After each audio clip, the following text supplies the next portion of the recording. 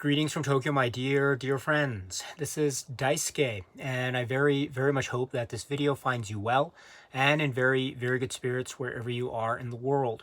And today, if you don't mind, I would very much like to continue on with our journey, our discoveries, our discussions, and our explorations with respect to the recent releases made by the Criterion Collection during this year of 2022. That brings us to that title, which has been designated by Criterion under this release at spy number 1122. And this is a work which is described as being from the year 1986, and the filmmaker is Bertrand Tavernier. And the name of the work is Round Midnight.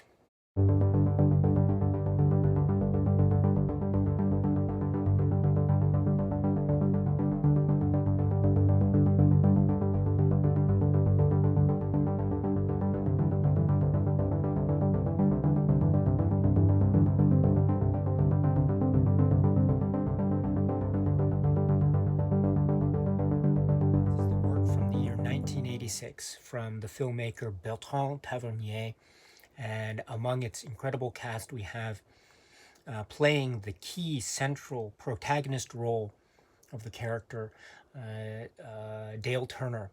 We have this the one, the only Dexter Gordon, who is in many ways, this is the character that is in many ways the heart and soul, the lifeblood, if you will, of this work that is Round Midnight.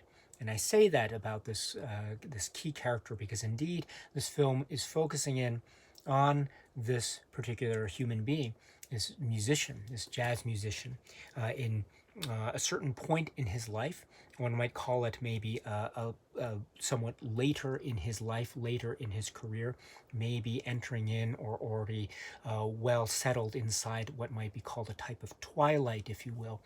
But that doesn't make him any less absorbed in the world of music, in the world of jazz. On the contrary, throughout this film, or one of the central, say, motifs or conceits of this film is to see this man in action. And when I say that, I mean see this man play and see this man be on stage in the nightclubs situations that we find himself engaged with, this network, if you will, of performance, focusing in maybe primarily or in no insignificant way in the environment and world of Paris. And so we have this emerging portrait of this man who may or may not have some say, how should I put it, some personal issues or demons or a type of complex past to his life and to his profession and to his private life that has led him to these various points in his career and in his personal life that we see and encounter as viewers of this film Round Midnight. That can be certainly true. But what is one of the great and brilliant things about this film Round Midnight is the way it approaches the life of this character and the way it approaches how he interacts with the people of the moment gives certain clues or hints as to what his past life might have been, what the circumstances might have been that lead him to where he finds himself in various parts of the world in the context of the film Round Midnight. So, but always at center stage we have the brilliance and the soul and the wonderful idiosyncratic eccentricities of performance and gesture that accompany as I say, the heart and soul, the lifeblood that is the performer, the musician, and the human being, the man. That is Dale Turner in the personage, in the representation, and in the great performance of Dexter Gordon. So there is therefore a lot that can be said about the way in which the performance, the music, provides context, or perhaps is independent from the actual context of the personal condition or the human condition of the man, and everything and all the relationships that we get a sense of and we get a hint about, or maybe we get a direct feeling about as we watch the film. So this is all to say that there is a lot about mood, there's a lot about impression, there's also a lot about ambience and style and atmosphere that can lead us to possible interpretations and conclusions about who this man is, what maybe good things or not so good things might have happened to him throughout his life, how that those good things or not so good things might be affecting his life now, how he might have a relationship on stage, also maybe having relationships off stage with various persons who seem to be hinted at or maybe are revealed throughout the course of the film to have a kind of importance in his life, how music might be said to be paralleling that, or maybe a kind of an escape from that. Whatever the case may be, it seems to be therefore about a mood and style and feeling that also indicates a type of real world, or maybe to put it a better way, a type of lived in experience that also lends itself so nicely and so grandly and with a type of a visual poetic flourish in the hands of Bertrand Tavernier and company here. So around midnight, we have what can be said to be an impressionistic portrait of a man that also hints at a certain type of style. It hints at a certain type of circumstance of his life. Now, I don't want to give the suggestion that this is a film that is wholly type of this type of, ambivalent style of storytelling. On the contrary, there are specific moments where we do get certain steps revealed about the Dale Turner character and what it is he has happened to him with regard, say, to his family, maybe his own personal, say, health and condition, certain demons that he might have confronted in his past, and maybe he might still need to confront going forward. So there are specific plot points, in a manner of speaking, that do guide us along through the progression of this film around midnight in that type of, say, cinematic narrative way from a certain perspective. But I do also want to emphasize that the film and the style and the construction is not, say, a complete type of, say, for lack of a better phrase, traditional cinematic narrative from point to point to point to point. Rather, there are moments of the type of revelation through nuance, through ambience, through music, through atmosphere, through setting, through things that then can be interpreted, or then can be hinted at, or then can be maybe providing clues to us, the viewer, as to who this man is and what it is that he is about. That is to say, too, that the music thus becomes a very central key character point in development, as well as being a type of celebration of this kind of art form, this kind of human expression, that is the world of music, the world of jazz, the world of performance. And so there is therefore so much that is wrapped in this work, and like many other films in the Criterion collection, we can say that it is in that way very multi-leveled and multi-textured, in the sense that it is a story, it does tell a story in the cinematic narrative way, but it also tells a story through feeling, through atmosphere, and through sights and sounds, and those sounds, of course, being exemplified, I think, so wholly and so full of a type of a type of somber melancholy, as well as the rush of liberation in the wonderful set pieces, the performances, the musical performances that are provided throughout the film. And again, at the center of those performances, we have the great character, Dale Turner, and everything, all the baggage, all the world weariness, all the lived-in experience of his life. That we can sense from his character, and how he commands himself and how he carries himself from certain points in the film versus how he might feel later on. All of it is there. We can interpret it, we can feel it, we can sense it. and we can hear it through this wonderful creation of a character, Dale Turner, again in the hands of Dexter Gordon. And there's an interesting maybe connection, or maybe lack or non-connection, shall we say, between what one as a viewer might perceive as the characteristics of Dale Turner and what the life and times of Dexter Gordon, the artist, the actor, and the real life human being, how similar and indeed how different the character is to the actual actor and performer. And this detail does emerge in some of the supplements. So one of the interesting things is how much of the performance, what one might say, could be Dexter Gordon, and how much of the performance is actually 100% a theatrical, fictional portrait, if you will. And I think that also provides a sense of a wonder, and also further a complex engagement between the viewer and the film around midnight that provides for, I think, much potential, say, pleasure and wonder and exploration in the context of watch and rewatch and rewatch, etc., etc. Now, I should say too that in the hands of the filmmaker and the artist Bertrand Tavernier, what we have too is this wonderful, this wonderful maybe blend, if you will, to jump off of the point that I just raised about how much of this is quote unquote real, or maybe inspired by the real life presence of Dexter Gordon, and how much of the film is a fictional story. And it is a story, it is a creation. And so, but there is also this wonderful, I think, playful back and forth between these two worlds, in a manner of speaking.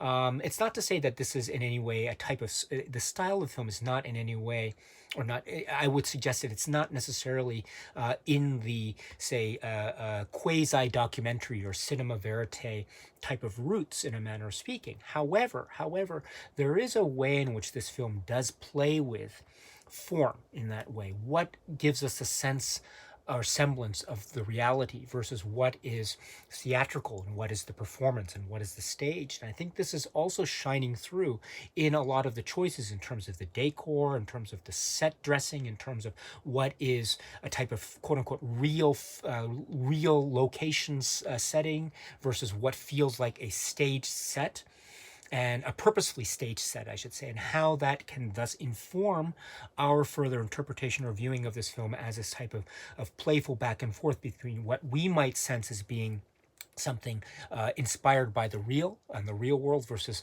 what might be said to be theatrical and fictional, and but no less artistic in that way. So that playful back and forth is in the performance. It's in the various, say, musicians as well that we see, and all the interactions that we can say might also have had its inspiration from real life events, and we'll get to that in the supplement section discussion. But also how that playful back and forth does reveal things that we are seeing that are, in fact, fictional accounts and story and creations, and these types of say, wonderful artistic creations embodied in this work round midnight. So this is my way of saying that it is so packed with information and feeling and style and substance, and throughout we are given the great delight, the great charge, the great pep in the step, the great wonder and joy and feeling, and the energy provided by the music that is, again, at the very centerpiece, the heart and soul of this work round midnight. If anything, it can be described as being many things at once, this film. I think one of those ways of describing it is, in many ways, a type of celebration, if you will, of this type of art form, of this type of expression, this type of music. And what a celebration it is. It has this feeling of celebration that never loses sight of maybe what might be said to be maybe the harsh nature of certain external forces, or maybe the reason by which the soulful nature of jazz music as performed by Dexter Gordon or Dale Turner and Company, why it has that soulful and rich emotional feeling and charge that it does, because it does have maybe the touch of sadness, the type of hint of melancholy, the sting of tragedy and disappointment, as well as the feeling of elation and uplifting freedom and liberation, and a type of unexpected, unknown, frontier adventure like passion that is, I think, the very embodiment of jazz, and thus captured so well and so respectfully and so brilliantly in a work like this great celebration of music, this great story of a man, this great impression of the artist and his life and his adventures in various parts of the world. This is the work from Bertrand Tavernier, and that is the film Round Midnight. The Criterion Collection has released this film, Round Midnight, on this Blu-ray edition at SPY number 1122, and it is purported to be based on a new 4K digital restoration. According to the insert, which is a poster-type insert, and I'll speak about that momentarily, it does say about the restoration, and I quote, "Round Midnight is presented in its original aspect ratio of 2.39 to 1. This new 4K digital restoration was created from the 35mm original camera negative." And I go on.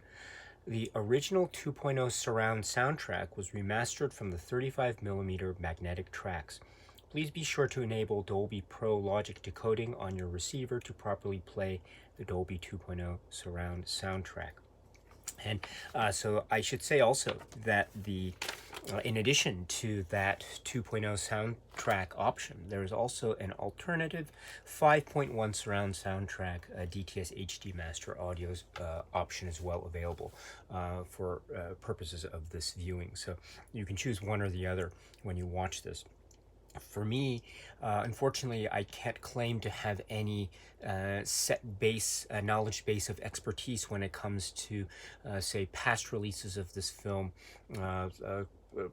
physical media history, or even watching it in the theater, unfortunately. So I can't speak to this film and the Criterion Collection presentation from that vantage point, unfortunately, so I apologize. However, from my own personal vantage point as a viewer, as a customer of Criterion, and also as someone who is very much who has enjoyed watching this film before, I can say that I very much enjoyed the watching and listening experience of this film Round Midnight under this restoration. So I can say too that I think for me, of the two soundtrack options, I tended towards the 2.0.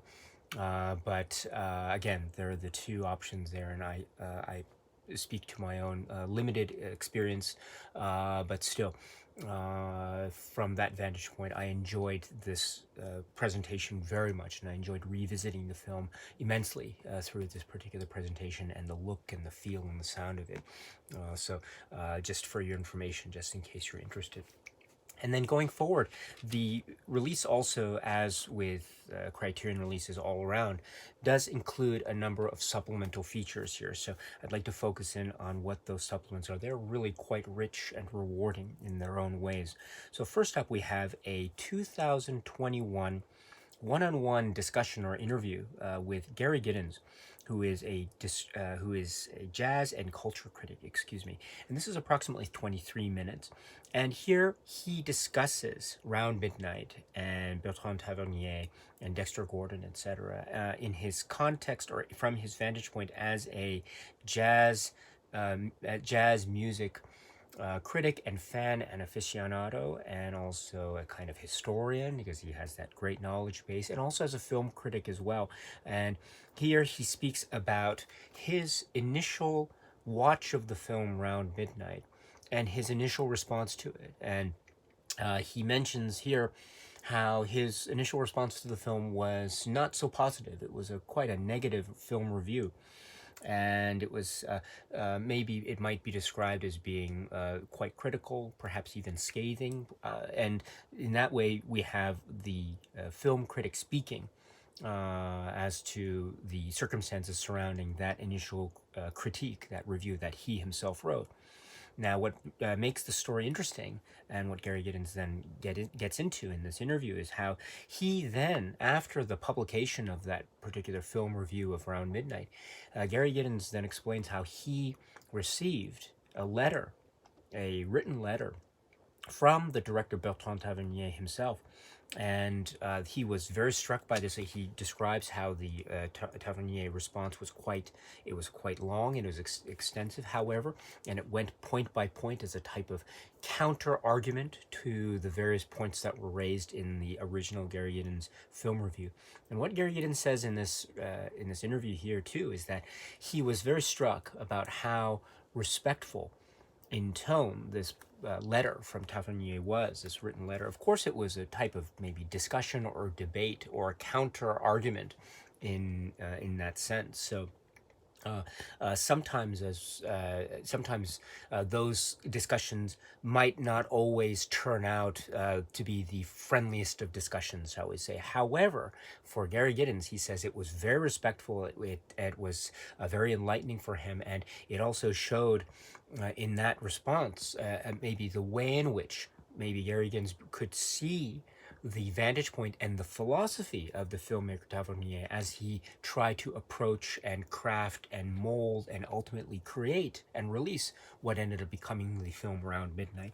And so what Gary Giddens then says is this began a type of friendship, a long distance friendship that was through written correspondence that then they were able to meet up sometime later. But this was a great type of exchange. Again, they got to know each other, and also this led Gary Giddens to see the different vantage point about how to view this film.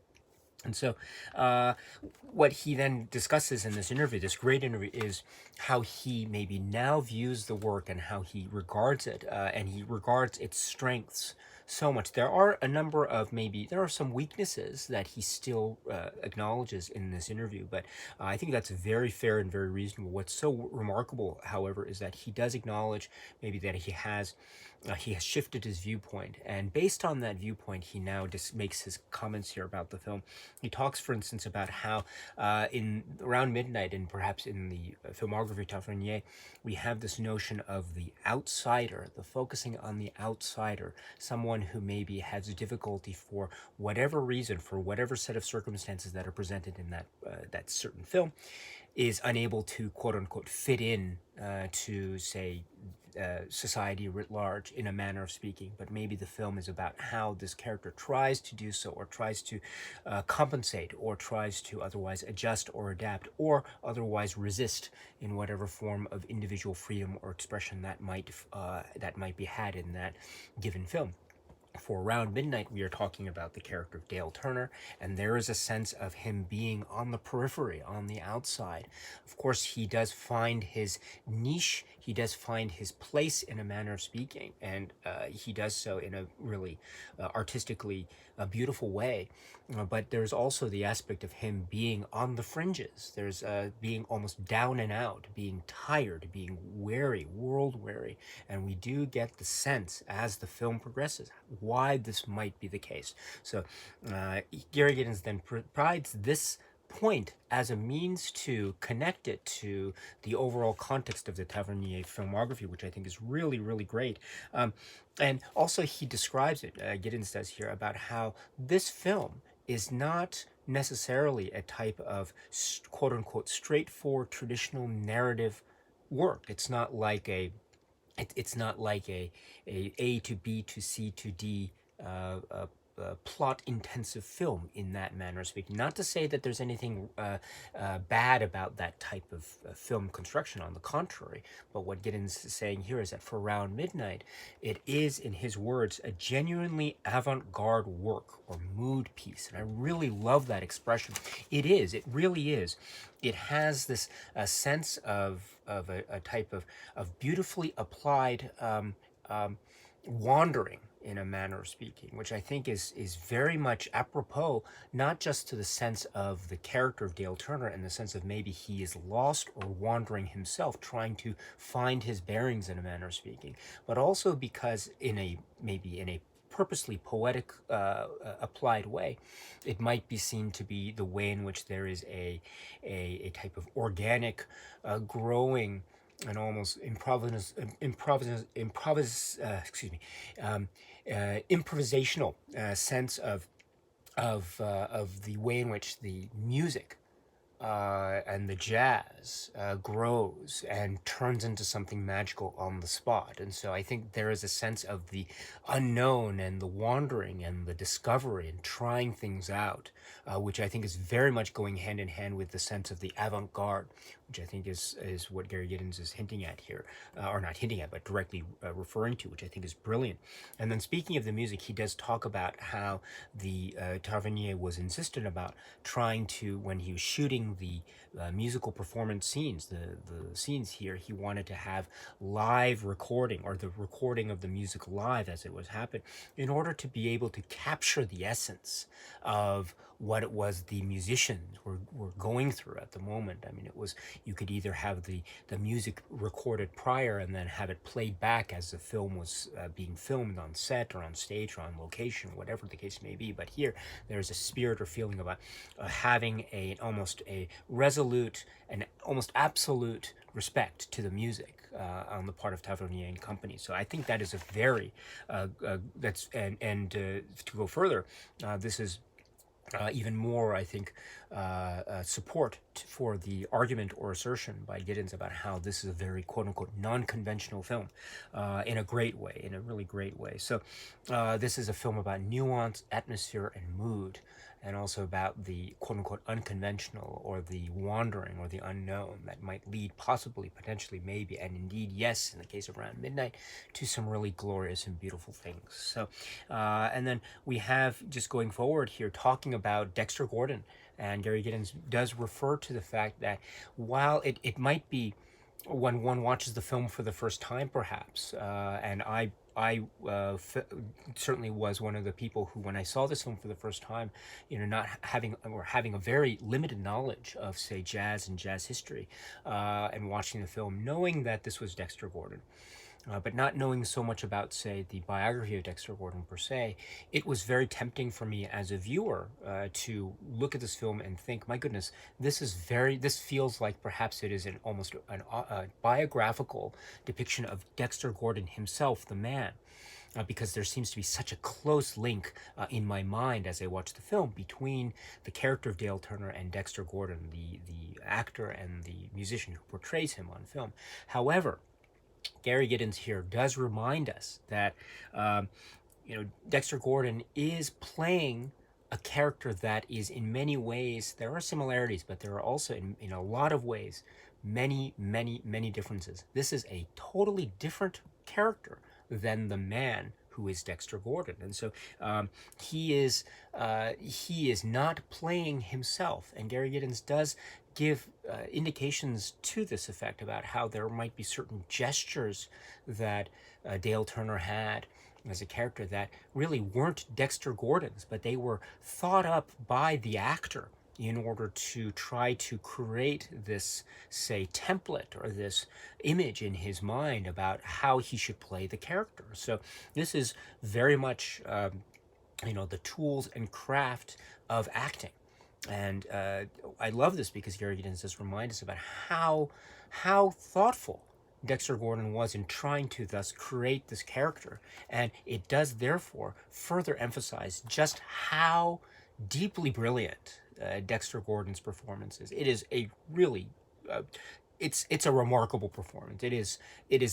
I mean, it's held in such high regard for such a great reason, because it's so great. So, and then to see how that it was in fact, in many ways, a purposefully constructed performance on the part of Dexter Gordon. This is truly, truly amazing. So, what a great set of comments here. I should also mention too that they're going into the construction or the style of the film. Gary Giddens then speaks about other aspects. For instance, how there is a sense of the authentic or the real, but then also there is the purposely artificial or the fantastic or the fake, if you will. And this is Gary Giddens asserts this is purposefully done.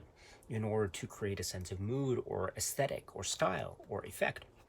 So Gary Giddens here, for instance, mentions the use of the artificial sets. I mean, there's some moments where the sets are very artificial. They look very much like a stage. But that is not to the detriment of the film. That is rather maybe speaking in a indirect or maybe subliminal way to the idea of, say, a sort of construction, a type of artificial construction, a type of a feeling of maybe displacement. Also, there's a sense of the expatriate displacement feeling that is very much part of the Dexter Gordon's Dale Turner performance here, and so that also might lead to those sorts of nuanced or maybe subliminal connections. Also, and not to pin wholly negative connotations to the idea of the use of the artificial, because the use of the artificial can also lead to very purposefully, wonderfully beautiful, poetic, and great things. So there's also the sense of the creation of art. There's also the sense of a type of fantasy world. There's also a sense of a romantic era that is also being depicted, and it's all the way down even to the sets, and there's a real type of honest, earnest beauty when it comes to the way in which some of these sets look, and they're dressed, and all the way down to the rough edges of the wallpaper, or the type of the dim nature of the lamps, etc. So these lovely details, I think, add to a sense of authenticity, but also a sense of a purposefully artificial application, or the application of artifice. But I think that push and pull serves the film so well, and gives it a great advantage. So I love that juxtaposition, and indeed it can be applied to many other aspects. Even going back to, say, the Dexter Gordon performance, is it real? Is it a construction? And that sort of, and that type of almost maybe consideration, dissertation, the like. I think it's very fascinating itself, and also goes, I think, to in an interesting way, to the inherent nature of music and jazz music per se. I think it's wonderful. So this conversation is great. Please check it out if you can. It's approximately 23 minutes with Gary Giddens. That's not all, because the supplements continue with a sort of a discussion between two friends and two very important members, or contributors, or participants, or members of the close circle that were involved in the making of this film, and the build up and leading up to the creation of this film. I'm speaking of Michael Kuskuna and Maxine Gordon. So Michael Kuskuna is music producer, and Maxine Gordon is the widow and biographer of Dexter Gordon. And here we have them sitting together in 2021, approximately 28 minutes, and here we have their discussion about the circumstances surrounding the making of this film, the participation of Dexter Gordon, and how it came to be, and their own recollections and memories, and their wonderful rapport with each other. So it's great to see this. And they talk, for instance, about the inspiration for the film, meeting Erwin Winkler, the producer, trying to see if Dexter Gordon could be a good fit with this kind of project, getting the script, the idea too of why Dexter Gordon became so iconic in this role to begin with, what this role meant, not just for him, not just for his own individual, say, jazz image and persona and career, what it meant in terms of that, but also how his character, or how the use of jazz, or how the appearance of Dexter Gordon here seemed to be also linking to the idea of bebop, or the beboppers, and how that led to, or the discussion then means about how this type of say, genre or category was very much made up of intellectuals. And so we have Therefore, Dexter Gordon, coming from this tradition, and in that way, he is allowed in his performance and in his participation in this film around midnight in a way, to exercise those intellectual muscles, in a manner of speaking, while also exercising, or perhaps at the same time exercising, or they're perhaps even the same muscles, exercising the quote-unquote jazz musician muscles. And I think, yes, indeed, I might want to revise what I've just said and say, I think the comments here by Michael Kuskuna and Maxine Gordon will speak to the fact that those muscles are indeed one and the same. So I think that it's a great discussion about the buildup, why and how and what circumstances led to the participation of Dexter Gordon. And also there is some discussion about what the inspiration of the story most likely could have been, or what it might have started out being from a certain point of view. Francis Poitras and Bud Powell, and how that might have been the basis of the relationship. Indeed, there is other connections with Poitras in this film. However, at the same time, they do acknowledge that this relationship, or the relationship here in the film around midnight, there are some considerable differences. I mean, it is not meant to be a type of direct and true to life, say, a biographical film about this particular relationship, but it is its own thing.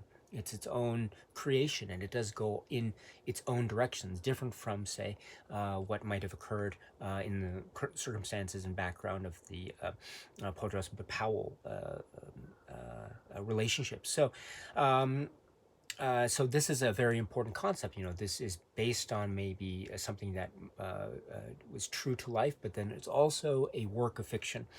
And also, on that note, they do also mention about how Dexter Gordon is not playing himself. And this is something that was mentioned earlier in the Gary Giddens interview.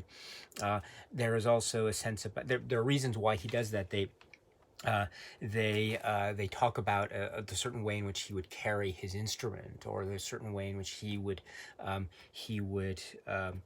the character would refer to himself in the third person, or other little gestures of Dale Turner, the character Dale Turner, that were not Dexter Gordon in real life, but that Dexter Gordon applied as he was constructing the character as an actor. So great. And also they speak too about the musician set. They worked with a number of musicians, a number of whom were very close.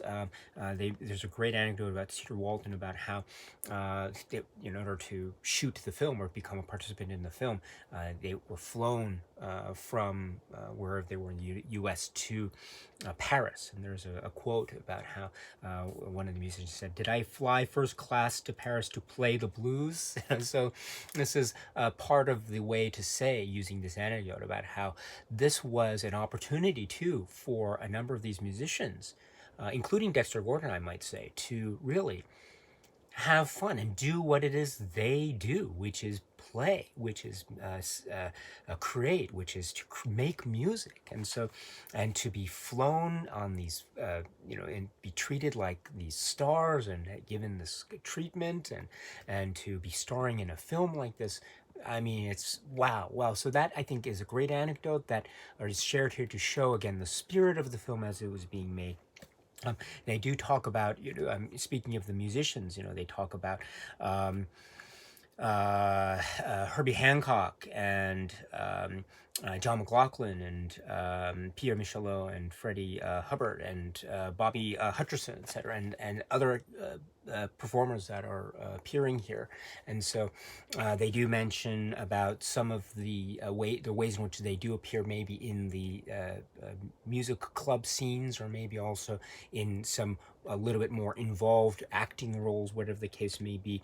They speak about, say, Herbie Hancock and Dexter Gordon, because there is a very key relationship between the two, both on and off screen. So this is very important indeed. Also, the idea too that working with Bertrand Tavernier, they mention here about Bertrand Tavernier. He was very open to new ideas. He wasn't at all stubborn when it came to his own ideas. On the contrary, he was very open to listening. He was very open to receiving critique, maybe improvements, etc., and the like. And so I think that also came to the fore when it was regarding, say, how the music would be presented in the film. And so I think that's a very important detail, because what it shows is that also Bertrand Tavernier, as it's been expressed elsewhere, does have this great deference and respect for jazz music. So, and then they speak too about what music was used. You know, the Warner Brothers catalog around midnight, how this becomes a very important aspect of the film, both in terms of music and also the title, and also the sort of renaissance, if you will, of Dale Turner, the character, in a manner of speaking. So, very important indeed. So, wonderful discussion between these two.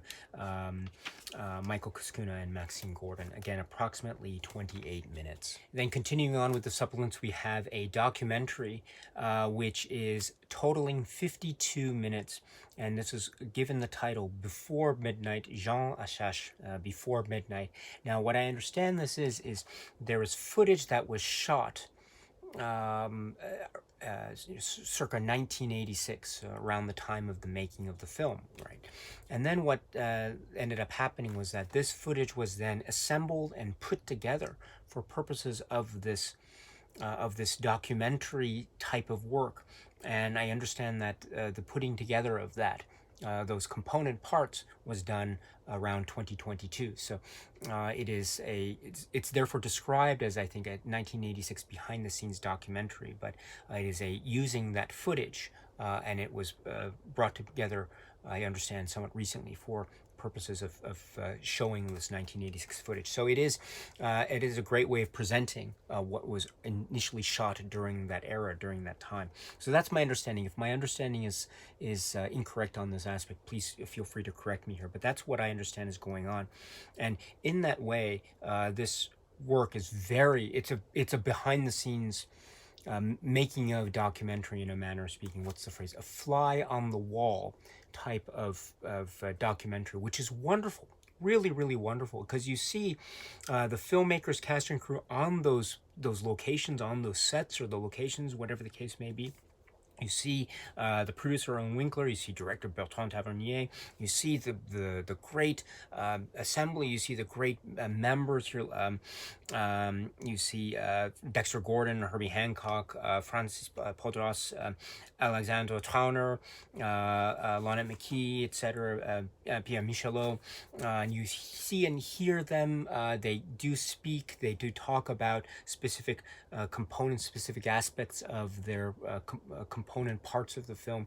I should mention here Alexandre Trauner and the production design. I mean, this is one of the key elements of the film in terms of the look and feel. And I mentioned earlier about how there are components of the film that are constructed, and they need to be constructed not just in terms of, say, logistics of filmmaking, but also in terms of the presentation and the philosophy of the film in the hands of Bertrand Tavernier.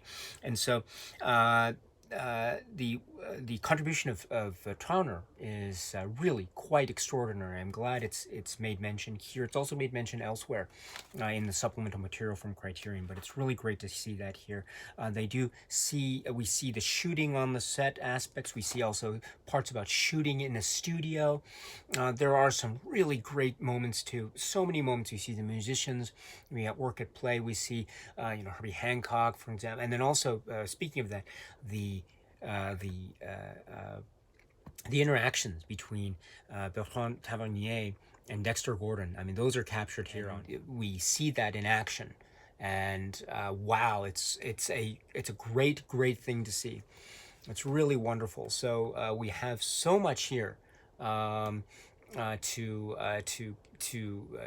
sort of chew on and to digest and to enjoy and relish and really discover more and more about this film. And again, it's about mood. It's about the feel and the look and the electricity and the tension in the air and the drama in the air, and the fact that we get it here in this on the spot capturing and it's assembled here in this great documentary style. It's really wonderful. So please check it out if you can. This is Before Midnight. And then that's not all, because we also have a Columbia University panel. This is described as being from February 2014. And this is approximately 39 minutes. Maison Française and Columbia University School of the Arts. And here we have the members of the panel: Bertrand Tavernier, Michael Kuskuna again, Maxine Gordon once again, Mark Ruffin, and John Swed. And here we speak of well, of course, the making of the film. They do speak in comments that have been mentioned, say, in other supplements. So we do get wonderful, more complementary and complementary comments here about the making of it, which is great. This is the idea of speaking once again, for example, about the great contribution of Alexander Trauner, and also Herbie Hancock, and also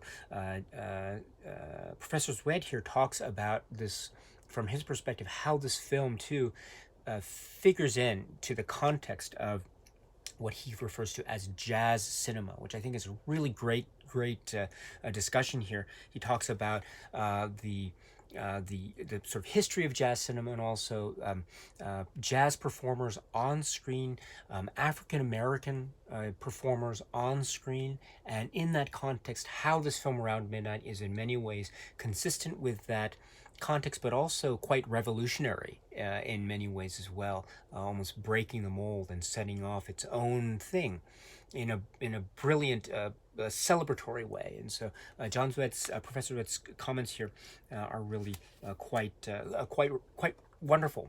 Again, giving further context to the importance placed on the film Around Midnight, both as a work and also in the scope of cinema history. And then they do speak too about Tavernier a little bit, the sensibilities of the director Bertrand Tavernier. We mentioned too a little bit, or Gary Giddens mentioned about the recording live. The music was recorded live, and then they speak about the Oscar nomination at the time, because Dexter Gordon, as they remind us, was nominated for the Academy Award for Best Actor at the time. There is an interesting connection with that, and also with the film and the filmmaker Martin Scorsese. So that's an interesting anecdote there.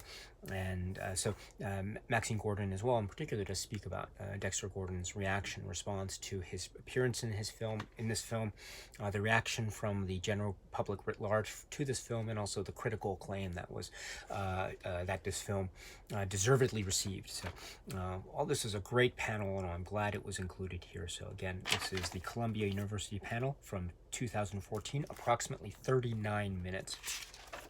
And then the supplements conclude with 1969 Fried Bananas, Dexter Gordon, Fried Bananas. And this performance it's wonderful.